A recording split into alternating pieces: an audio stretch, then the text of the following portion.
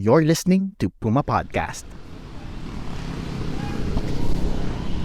Lagi kong sinasabi na tuwing pagkatapos ng trabaho, karamihan sa atin nagde-decide na, tara, uwian na, okay, go. Pero alam mo ba, may dagdag pa na burden sa kababaihan yun. Na parang, ito bang dadaanan ko mamaya ay safe?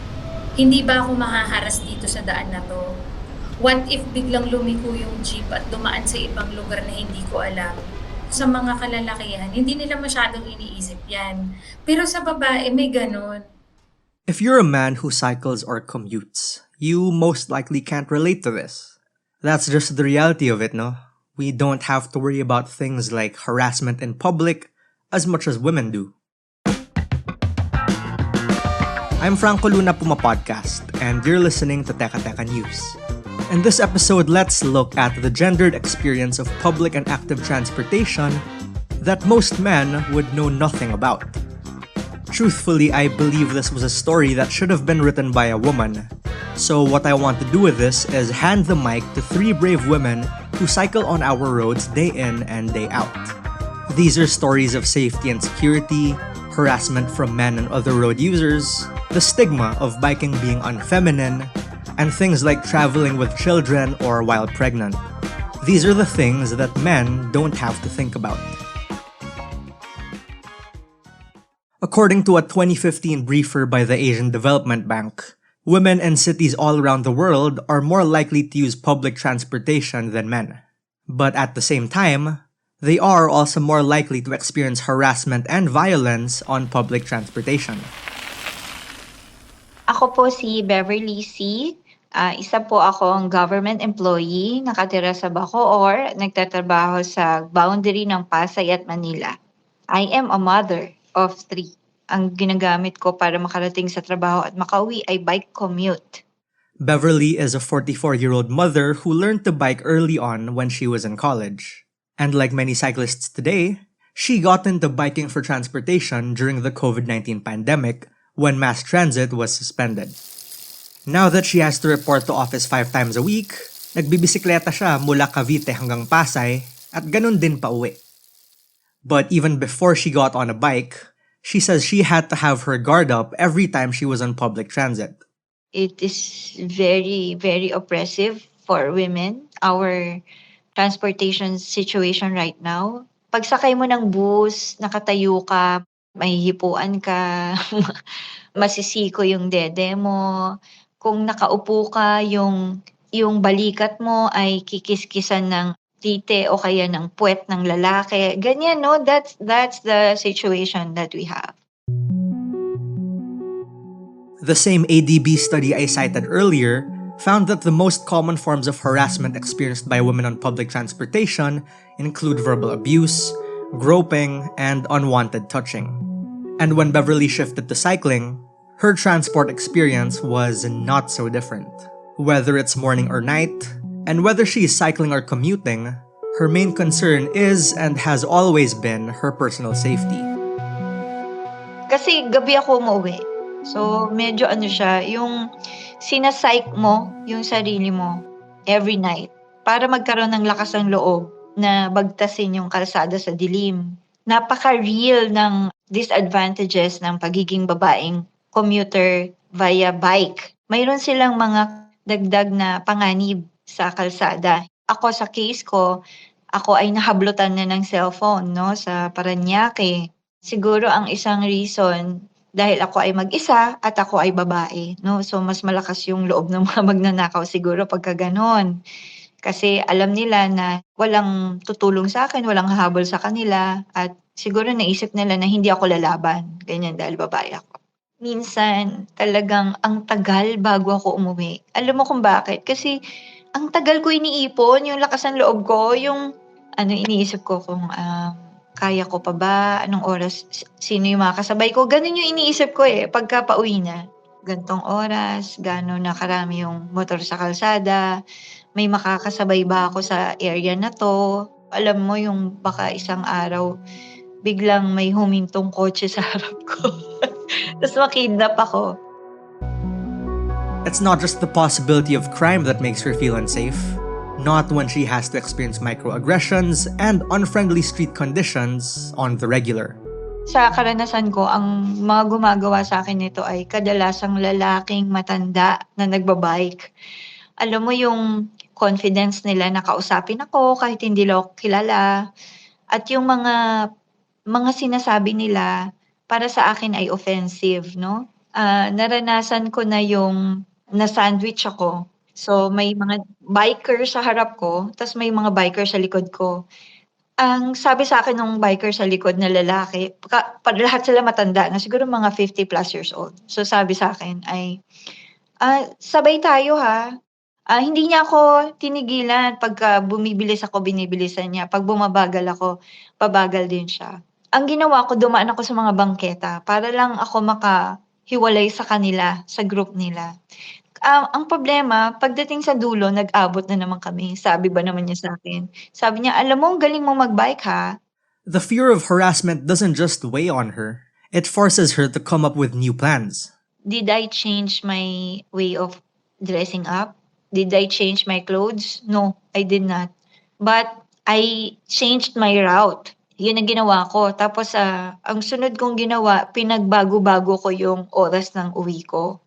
Yan. Kasi baka ang sabi nila, baka daw ako'y natiktikan, ganyan. So, ilan yan sa mga kinonsider ko. If you're a woman, you know that this isn't an isolated case, but an everyday occurrence.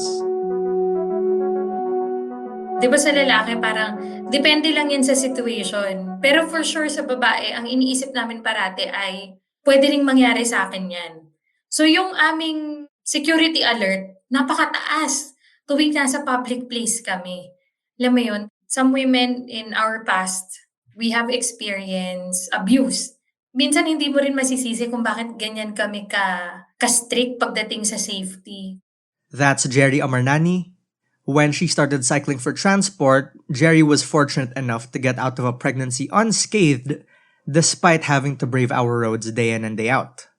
She runs the Facebook page Pinay Bike Commuter, which she envisioned to be a safe space for women cyclists. Kasi ako, nung newbie ako at nung sumali ako sa ibang bike groups na mix yung gender, nung nagtatanong ako at sinishare ko sa kanila yung experience ko na nahirapan ako sa ganito, ano yung mga sagot sa akin, Franco? Maarte ka lang, ipagpatuloy mo lang yan. Eventually, gagaling ka rin. Hindi yun yung gusto kong marinig. Jerry says other mixed gender groups just didn't understand the struggles of women. She says she felt this strongly when she posted about getting catcalled on the road. Ay, grabe naman yung nakuha ko na parang feeling maganda ka, feeling mo may crush sa'yo lahat ng tao. Kung si Ding Dong Dantes ba yung nagtanong sa'yo ganyan din ba yung attitude mo? If you read sa comment section, some cannot understand. Even fellow women, na parang pinost ko lang daw yun para mag-feeling maganda ako. Ano ba? Hindi ko maintindihan eh. Hindi ko maintindihan yung logic. She created the group for women to come together, but also to push back against the idea that cycling is not for women. Lagi ko sinasabi sa mga fellow advocates ko rin na siguro bigyan natin sila ng konting pasensya. Kasi Franco, nanggagaling din ako sa part na nandun ako sa kabila dati. At dahil may nagtiyaga sa akin mag-explain, naintindihan ko naman, awa ng Diyos, nandito na ako sa kabila. So parang malalim kasi yung ugat ng ating kultura. Lalo na pagdating sa mga ganyan na ang babae hindi pwede magbisikleta, ang mga lalaki lang pwede, pangmalakas lang siya, alam mo yung ganun. The LTFRB has launched a nationwide campaign against violence and sexual harassment in public areas, especially in public transportation. Their memorandum defines harassment to include swearing, catcalling, wolf whistling, and other misogynistic, transphobic, homophobic, or sexist remarks. Transport operators now also face monetary fines from 5,000 to 15,000 pesos, as well as a suspension for the vehicle or even a revocation of license on the third offense if they're found guilty of sexual harassment. But sexual abuse isn't the only kind of harassment women face on our roads. Jerry says even when you're not harassed, you're inconvenienced. A mom na merong anak siya na may cerebral palsy, meron siyang therapy session 500 meters away lang from where she's working. But on that day, because nahirapan daw siyang dalhin yung stroller niya dahil ang ating sidewalk ay akyat baba, akyat baba. So, ang ginawa niya, nag-decide siya na buhatin yung anak niya. And pag nakita mo sa video, Franco, hingal na hingal siya, pagod na pagod siya. Pinagsisihan niya yung decision niya na buhatin yung anak niya for 500 meters. We're just talking 500 meters. What about those people that we keep on asking them to walk several kilometers down the stairs para lang makasakay? Alam mo yun, it's inhumane. Jerry says the stories she sees in the group every day are proof. Metro Manila's streets just aren't safe for women. That's two-pronged because their vulnerabilities as women intersect with their vulnerabilities as pedestrians. It's a trend we see in many other countries too, according to the US-based Institute for Transportation and Development Policy. And that's because our road systems usually do not have women or mothers in mind when designed. It's not that I'm a target, but it's that a commute for a woman or a mom can look very different from the commute for a man or a father. And it's not taken into account. That's Corina Perijan. She's a mother of two who uses her 3-speed Japanese bike to get around her home in Makati. She runs the page 2 Wheels 3 Hearts on Facebook and Instagram. Her bike is fitted with 2 child seats for her children, and it's become their main mode of transport these days. So when we design the roads, when we design the systems, our default user is our working male employee. So we're designing it for the 9 to 5 job. You go to work and then you go straight home. But a mother's commute tends to look very different because not only do we sometimes often have to go to work, but we also have to deal with childcare. We have to take our kids to school. Sometimes we're caring for other elderly relatives. We're often the ones who do errands. So we'll have to stop by stores, pay bills on the way home. According to the Mobility Awards count in 2022, almost 98% of all cyclists in 6 Philippine cities were men. Only 2% were women. The Mobility Awards said women have more to fear as drivers or motorists are more likely to invade a female cyclist's space, which might be more due to patriarchal standards and chauvinist male culture. So our commutes tend to have many stops. They're chained, right? So it's not just as simple as you get in a car, you drive to work, and then you drive back home.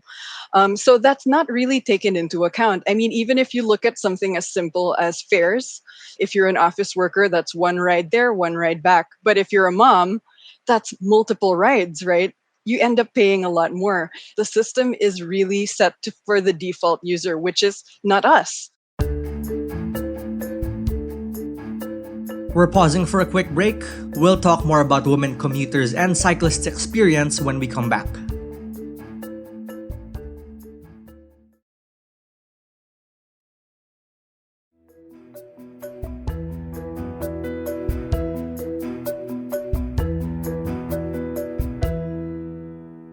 The 3 cyclists you've heard earlier all agree. Issues that women face are absolutely systemic. Think of the sexism women face in the workplace, in our institutions, or even at home.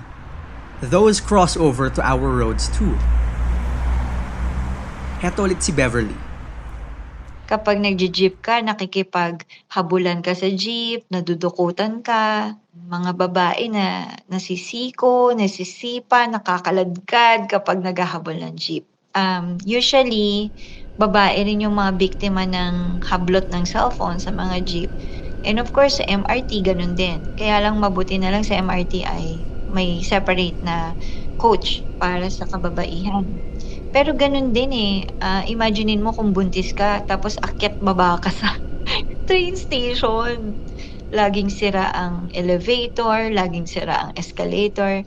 Kung ikaw naman ay isang nanay at meron kang anak, tas may dala kang bag, sobrang hassle. Meanwhile, Jerry points out that drivers' hostility towards cyclists, women cyclists get the worst of that. Yung discrimination sa establishments or saan mang lugar dahil nakabisikleta ka, nandun pa rin Parang pag nakabike ka, parang baba ng tingin sa'yo. Ako sure na sure ako. Sabi ko siguro kung nagda-drive ako, hindi ganito yung treatment sa akin. Pero dahil nagbisikleta ako, iba yung dating. But Karina also knows this well. When the streets are unkind to women, they're also unkind to children. And that goes doubly for any vulnerable person, whether you're a senior citizen, a person with disability, or a pregnant woman. Yeah, another thing drivers don't realize is that a horn can be very loud. And if I have kids with me, right, it can be very upsetting for them, right? I had once where they were really upset because somebody really like laid it on and honked really loudly. They were turning and I guess they weren't happy to see us in front of them. My 6-year-old, my older one, is able to bike on her own, but I tell her the streets are not ready for her. um, Not that she's not ready for the streets. Our streets aren't ready for her to be biking on her own bike to school. Despite these challenges, the female cycling community is growing in urban centers here in the Philippines. I'm doing this because it's the best for us, right? And I feel that there are many other people who might find that it could be the best for them too, right? It's just that right now they're discouraged by many things, and I can understand how that's discouraging, right? But I guess what I'd like is for everyone to examine what they think is the best way to get around and why, and what might be other, right? Like, why are we dismissing cycling outright? Again, that's Karina Pettyjohn of Two Wheels, Three Hearts. She says that at the end of the day, women who cycle on Metro Manila's roads see the benefits of bike transport. And with the worsening traffic crisis, it does work better than other modes of getting around. Honestly, biking is the best way for us to get around. What I'd like to challenge people about is to rethink what you might think the best way for you is, right? Do you think that driving 4 blocks to your school or office is the best? Maybe think about that. I mean, it could still be the best way, sure, but maybe you're just dismissing biking and walking because of your preconceived biases against it. For Jerry, it's a reflection of how Filipino women are starting to reclaim outdoor spaces that were once unsafe for them. Women cyclists are finding joy in the liberating feeling of being on a bike. And they are representing all the women who will see them on the road later on. But Jerry says some things will have to change before women, and all cyclists and commuters, are really safe on the roads. Hanggat hindi natin kino-consider yung inputs ng mga vulnerable groups, yung inputs ng mga kababaihan sa ating road infrastructure, asahan mo hindi mo sila makikita sa daan. And my question is, are we okay with that? We should not be okay with that because one way or another, God willing, tatanda rin tayo. One way or another, magkakaroon ka rin ng anak. Magkakaroon ka rin ng mga maliliit na pamangkin. Magiging buntis ka rin. Hindi mo alam kung ano yung takbo ng buhay, pwede kang mapunta sa PWD. None of this is to say that cycling is inherently dangerous for women or that you should think twice before doing it. It's just that the weight of our environments and attitudes weighs doubly on women and girls, and it's high time we recognize that. But there's also the brightest side to cycling, and anyone who takes a bike for transportation knows this well. When you're a parent or even you have all these things to do at home, every day you got to wash the dishes and do the laundry, but it doesn't feel like an accomplishment. It just feels like something that you got to do. But riding a bike, like, you feel like that's something that you did on your own. You did it on your, like, with your own power or whatever. So there is a sense of accomplishment there that's really underrated. Na-establish naman natin na women are less mobile than men. Pero sa kabila nun, I also asked these three women this question. How much freedom has cycling given you and your family? Ang ganda, oo. Marami akong freedom to choose my routes, freedom to go whenever I want. Halimbawa, kahit gabi, pwede akong lumabas at bumili ng kung ano man para sa anak ko. Kunwari gamot, no? I don't have to walk. So, mas mabilis, 'di ba? And then, mas madali kong nagagawa yung errands ko. So, ibig sabihin, I have more time at home dahil dyan sa mga natitipid kong mga minuto, tsaka oras. Nakakapunta na ako ulit ng palengke. So, nabibilhan ko ng mga pasalubong yung mga anak ko, tsaka yung husband ko. Yung oras na inaibabalik ko sa mga anak ko, lalo na in their formative years, importante yun na nakasubaybay ako, nakasubaybay yung asawa ko, nakasubaybay kami pareho. Hindi yung asawa ko lang yung naiiwan kasi si mommy mamaya pa darating dahil naipit sa traffic. Yung to be able to have that financial freedom na imbis na ilagay ko sa school bus na napakamahal or imbis na ilagay ko sa gasolina dahil hinahatid sila sa school araw-araw or ako, nagda-drive ako to work araw-araw or yung money na nasi-save ko dahil hindi ako nag-Grab or hindi ako nag-angkas or nag-joyride. Yung money na yun na nai-invest ko sa extracurricular activities ng mga anak ko. Actually, kadalasan doon, hindi mo mako-quantify. And that was today's episode of Teka Teka News. Again, I'm Franco Luna. This episode was edited by Freddy Blanco. Our Teka Teka News executive producer is Jill Caro, and our senior editor is Veronica Uy. This is the 6th episode of Para Po, our mobility segment unpacking Metro Manila's transportation woes. If you like this episode, share it with a friend or two. And of course, don't forget to follow Teka Teka News and Puma Podcast on your favorite podcast app or on YouTube. If you're watching this on YouTube and you appreciated the episode, please do take the time to like and subscribe to our channel. It really does help us out in the YouTube algorithm. Thanks for listening.